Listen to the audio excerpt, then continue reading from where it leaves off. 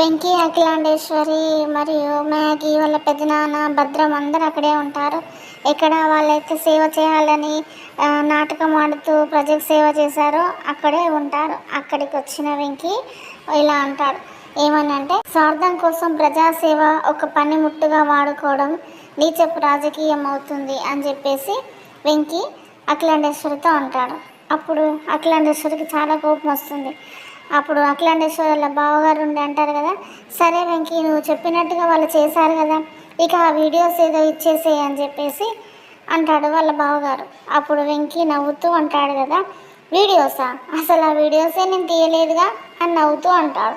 అప్పుడు అఖిలాండేశ్వరికి మస్తు కోపం వస్తుంది, మ్యాగీకి కూడా కోపం వస్తుంది.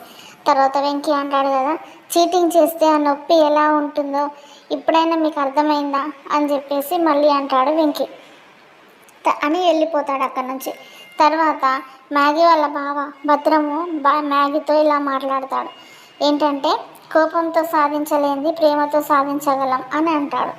అంటే మ్యాగీ ఉండంటుంది కదా, ఏంటి అని అంటే, లవ్తో వాడిని కెవ్వు అనిపించాలి అని చెప్పేసి అంటాడు.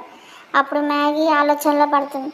తర్వాత భద్రం అంటాడు కదా, చావు దెబ్బ తీసి వాడిని దేవదాసం చేయాలి అని చెప్పేసి అంటాడు.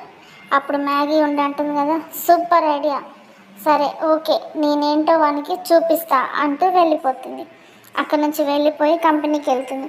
కంపెనీకి వెళ్ళి వెంకీ రాబోతుండగా వెంకీకి ఎదురుగా వెళ్ళి కావాలని వెంకీకి తగిలి వెంకీ పట్టుకునేలాగా చేస్తుంది.